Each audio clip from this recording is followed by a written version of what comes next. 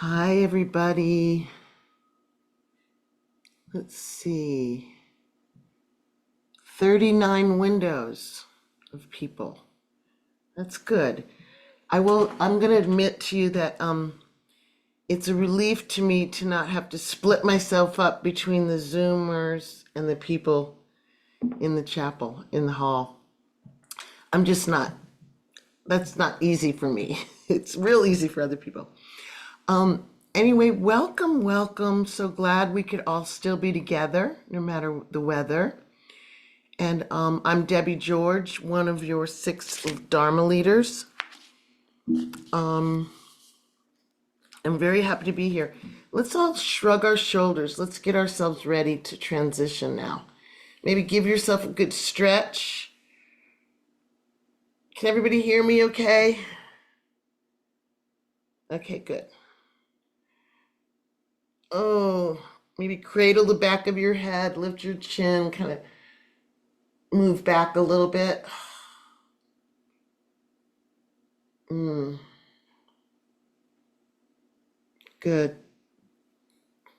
Good. This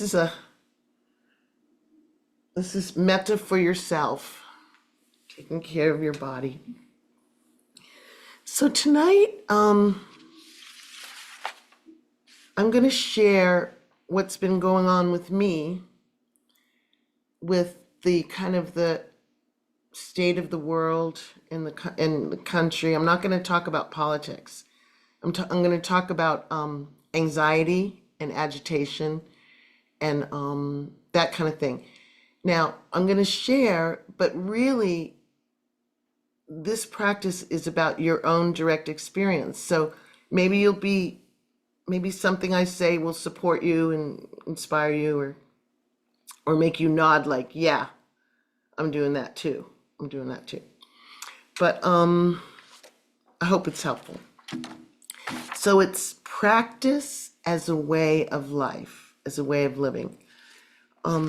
Actually, it was just about an hour ago that I remembered that years ago, Philip Moffitt signed my book, Dancing with Life, his wonderful book, very great book.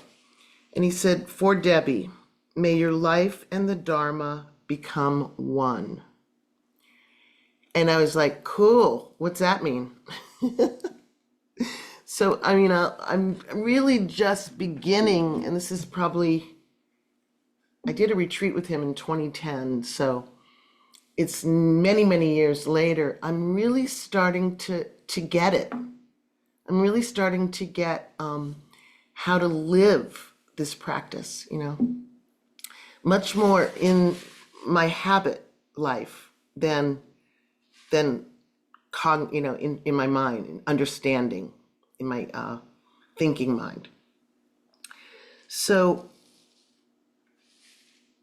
no matter what is happening outside of us in the external world, it's out of our control. It's mostly out of our control.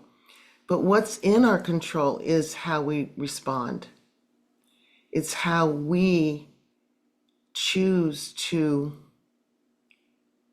respond. I mean, it's not like this is the first time we've lived in a stressful environment, or it won't be the last. It does feel more egregious now. It does feel like the temperature is turned higher.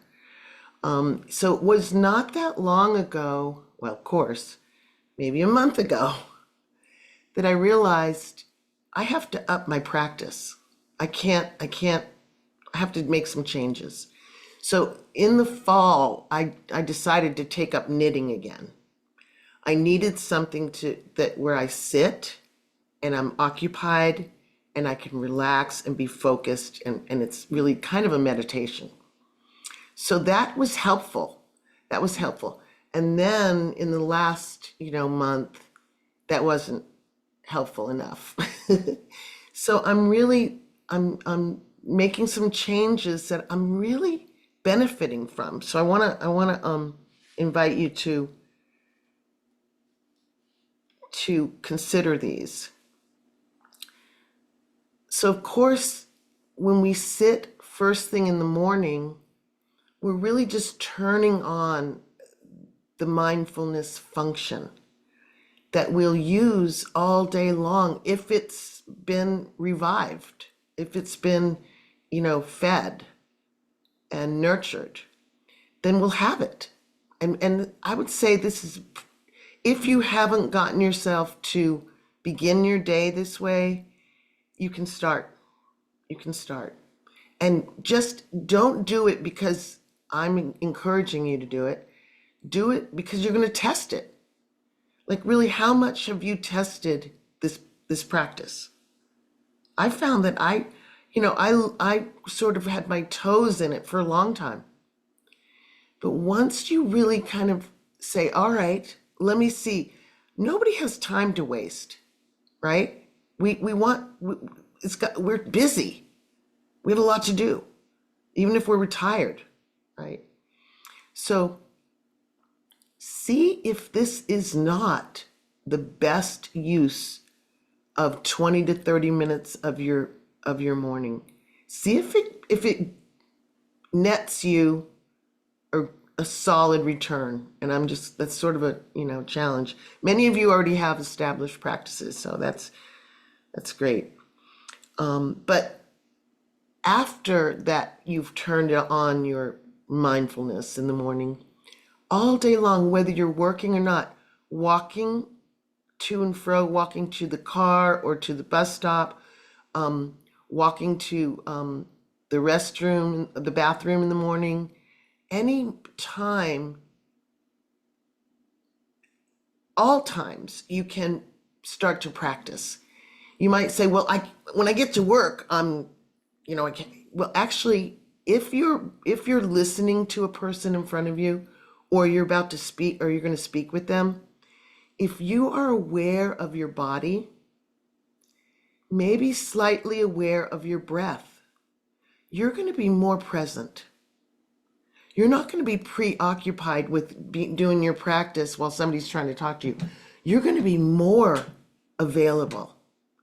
You're going to be more present for what they're saying to you. This is bringing practice into your day. You can do it while you can pause in all kinds of ways during the day. Just pause. Take a breath, relax your shoulders, feel your body sit. So that's one of the most important things, is to just, like brushing your teeth. So many times when we're lost in thought, we're brushing our teeth, but we're not brushing our teeth. We're figuring out the project, or we're making our plans, or we're doing, if we conserve that energy and just brush your teeth and feel the brush on the gums, feel the brush on your teeth, hear the water, or hear the sounds around you. When you're in the shower, perfect time to practice, beautiful time to practice. Practice is eating several times a day, maybe at least 3 times a day. When you're eating, put your fork down, put your spoon down in between. Be present. Let the food nourish your mindfulness, nourish your spirit. Be present, relax. We really, I'm going to share more. I'm going to share all kinds of things. But we've forgotten how to relax. Even when we go on vacation. We go on vacation and we have to come home to relax from the vacation. So these are just some ideas.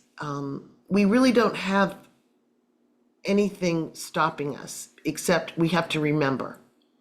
So you might want to put little teeny signs around your life, whatever your eyes see, your mirror, your cup, or your in your car, if you're in a car, put little signs. It could say breathe. Just breathe. The moment we see that, breathe, we're present. Every moment of presence is a moment of releasing anxiety, of releasing tension. Okay? So, one of the things I've been doing in the morning, and this little teeny book, it's called The Pocket Thich Nhat Hanh. And see, it's like that little. It is a treasure trove. Consider either getting this one or a little something that you can keep with you and just feed yourself here and there. But the most important thing we can do, and this is I was just reading Ajahn Chah last night, is the number one thing, and this might surprise you, I don't know, is to know dukkha, know suffering, know your stress. When you know it, it leads you to curiosity, to investigation. It leads you to motivation. If you say, oh, I can't do anymore, I can't do this. No, you probably aren't really diving into experiencing your direct suffering during the day. So we're going to do a little exercise here. I want you guys to close your eyes and just kind of go back to what brought you here. What brought you to this Sangha, to check it out?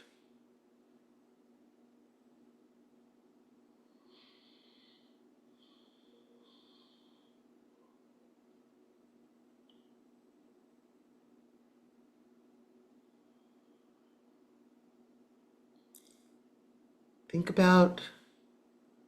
about what your aspirations were, what your hopes were, maybe still are.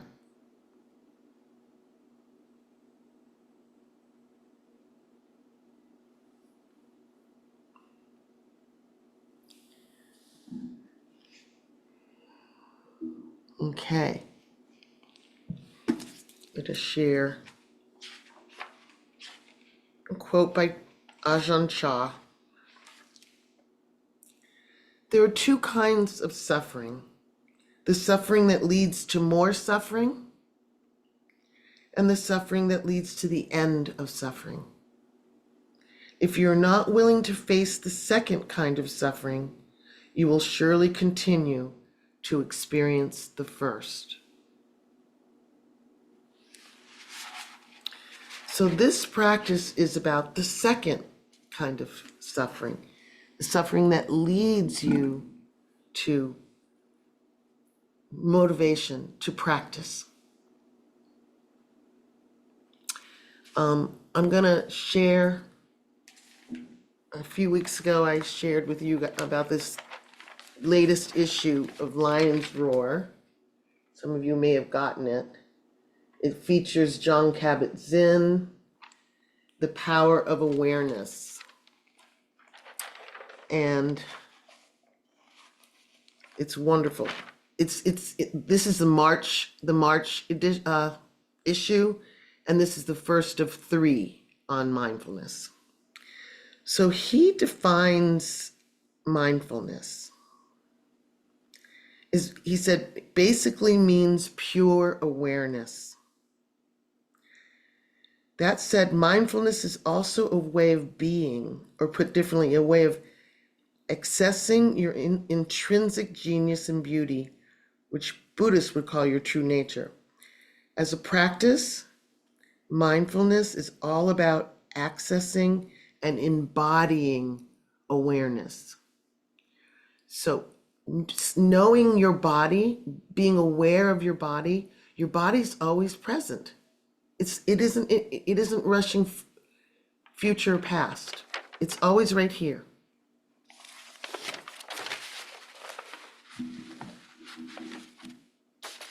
So it's really non-preferential awareness. So we're not going to mindfulness to fix anything. Okay? We're not trying to be aware of this present moment to change to change anything. The knowing brings the wisdom.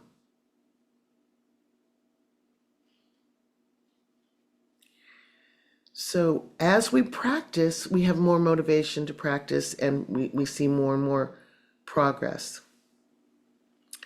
I want to share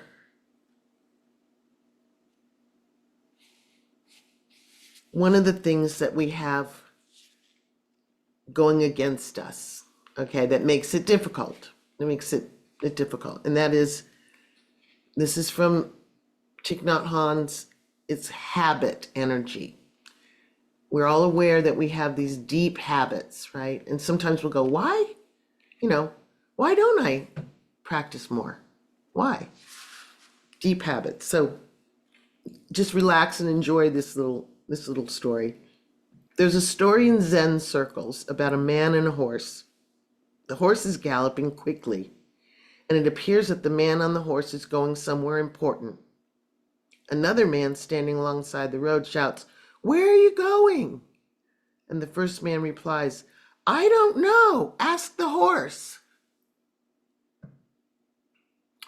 So this is what I don't like about Zoom. I have to chuckle all by myself.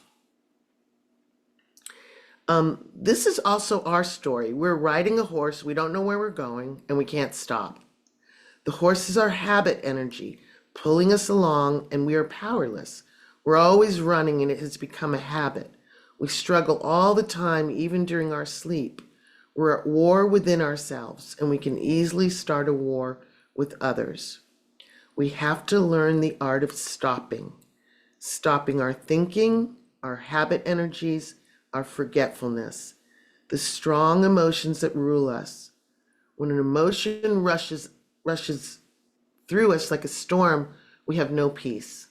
We turn on the TV, then we turn it off. We pick up a book, and then we put it down. How can we stop this state of agitation? How can we stop our fear, despair, anger, and craving? We can stop by practicing mindful breathing, mindful talking, mindful smiling, and deep looking in order to understand. When we're mindful, touching deeply the present moment, the fruits are always understanding, acceptance, love, and the desire to relieve suffering and bring joy. So we can notice this habit energy. We can see that it's arising. We can see ourselves distracting, grabbing that phone again. What's going on now? Listening or reaching for stimulation from what's going on. It's stimulating. It's like watching a drama. What are the habits we have that get in the way? That get in the way of our showing up? Okay, that's what we need to look at. And without judgment, there's no reason to judge anything. We're all just I know that everyone's doing the best they can. I know that. I know that I am. So just encouraging you to relax, take a moment and contemplate your habits and that habit energy. Do I know where I'm going right now? Do I know where I want to get?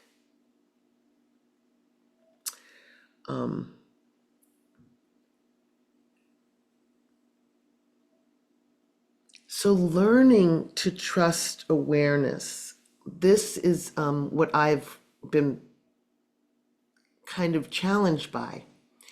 So we're we're familiar with our constant thinking mind that tells us, steer away from this, go toward that, don't worry, worry about this, plan for that. We're that's our familiar place. That's what we know. That's what we have all day. We have this, this reaching for pleasure, pushing away pain, and that's what we do in trying to find peace. And we're on a rabbit. I mean, what do you call it? Guinea pigs are whirl around those things in their little cage. So how do we trust awareness? And this is a question again from Jon Kabat-Zinn that was put to him that I absolutely love this answer. How do we transform our understanding of awareness from an abstract mystery,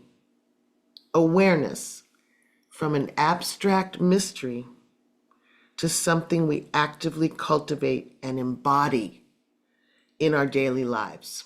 Okay? How do we transform? If you're wrapped up in your thinking, is his answer. If you're wrapped up in your thinking and don't know that it's possible to inhabit the space of awareness as your default mode, rather than being perpetually caught up in the thought stream, your access to it might feel haphazard and unreliable. That's where a certain degree of training in regular discipline, intentional practice comes in. That's why meditation isn't just, quote, a good idea. It's the enactment of your motivation to be fully present in your life, in this moment we call now. And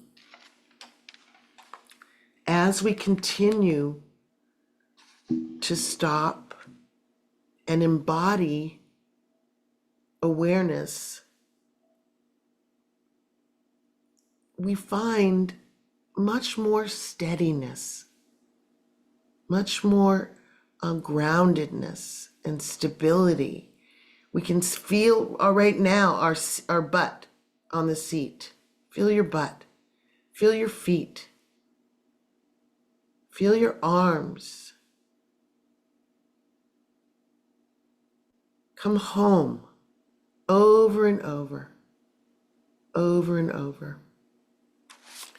And I can't believe how fast this clock goes. It definitely goes faster on a Wednesday night when you're leading, when one is leading. Okay, I have to find this because my bookmarker fell out, but you have to hear this, so please be patient. This is again Thich Nhat Hanh, and it is about impermanence. Okay. So impermanence is one of those words we use, right?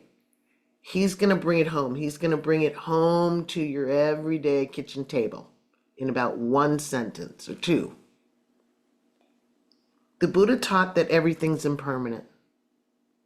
Flowers, tables, mountains, political regimes, bodies, feelings, perceptions, mental formations, and consciousness. We cannot find anything that is permanent. Flowers decompose, but knowing this does not prevent us from loving flowers. In fact, we're able to love them more because we know how to treasure them while they are still alive. If we learn to look at a flower in a way that impermanence is revealed to us, when it dies, we will not suffer. Impermanence is more than an idea. It is a practice to help us touch reality. When we study impermanence, we have to ask, is there anything in this teaching that has to do with my daily life, my daily difficulties, my suffering? If we see impermanence as merely a philosophy, it's not the Buddha's teaching. Every time we look or listen, the object of our perception can reveal to us the nature of impermanence. We have to nourish our insight into impermanence all day long. And that is all the time we have. So thank you so much for your attention. I hope it's helpful. And be good to your dear self. Lots of metta, and for each other.